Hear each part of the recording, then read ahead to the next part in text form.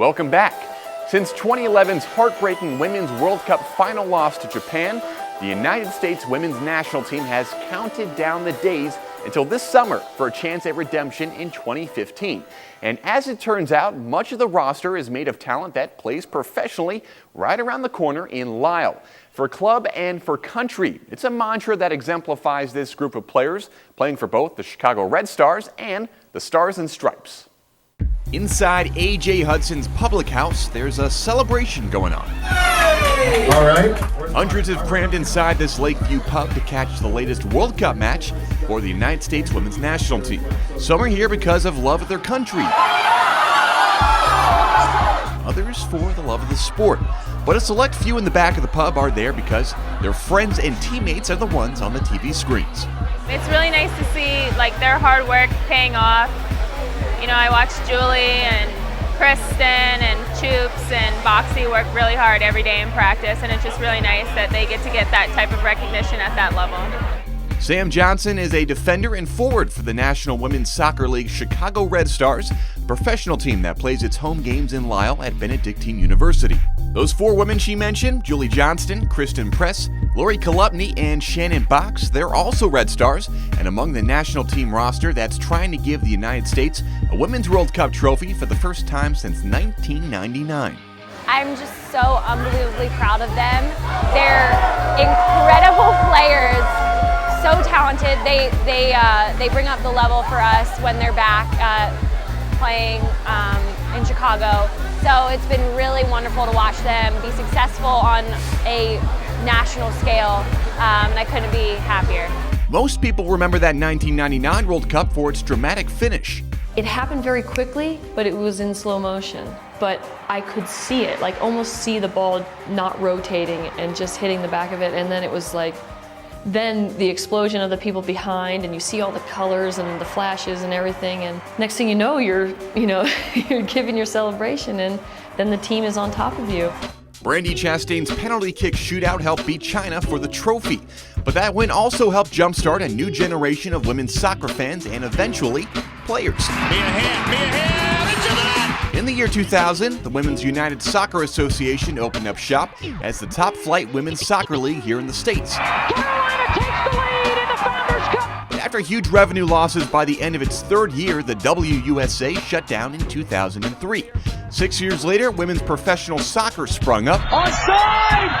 Oh, Morgan! But despite good attendance following the 2011 World Cup, the WPS folded as well in 2012. So that's where the NWSL comes in. Welcome to the Starfire Stadium in Tukwila, Washington. Today, a champion will be determined in the National Women's Soccer League. The 9-team league is about halfway through its third season, and as history tells us, we're approaching a very important time.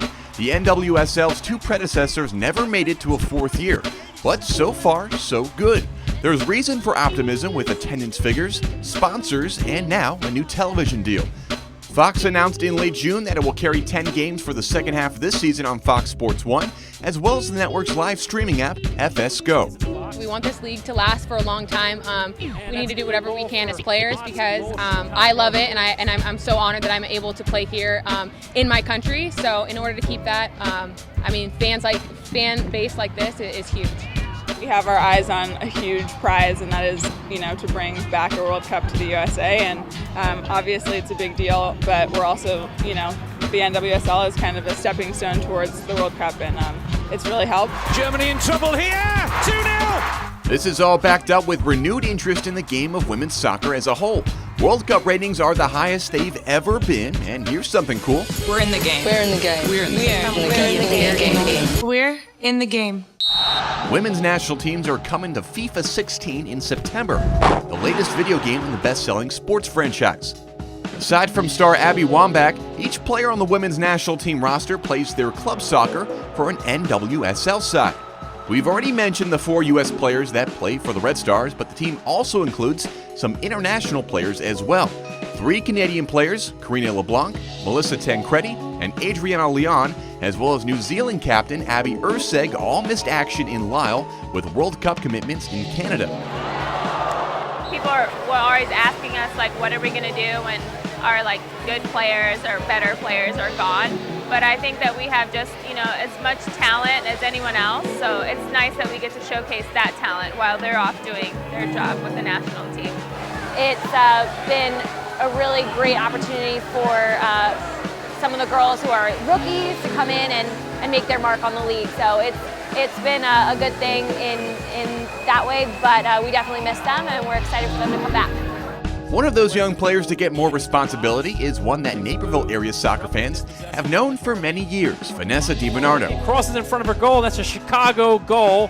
Chicago's on the board here in the 6th minute. The second-year Red Star is a product of our community and Waubonsie Valley High School. That's where she won 3 IHSA state titles while being named Illinois Gatorade Player of the Year her senior season. I stuck with it, and I've learned to love it, and I think just being involved with something is good, and soccer definitely fits me. At the University of Illinois, she helped set a program record with 22 helpers and ranks 3rd in school history with 43 goals. And now with the Red Stars, she leads the team in minutes played and assists. DiBernardo has also become the team's de facto corner kick specialist. Her vision is amazing. She's a very technical player, very good on the ball.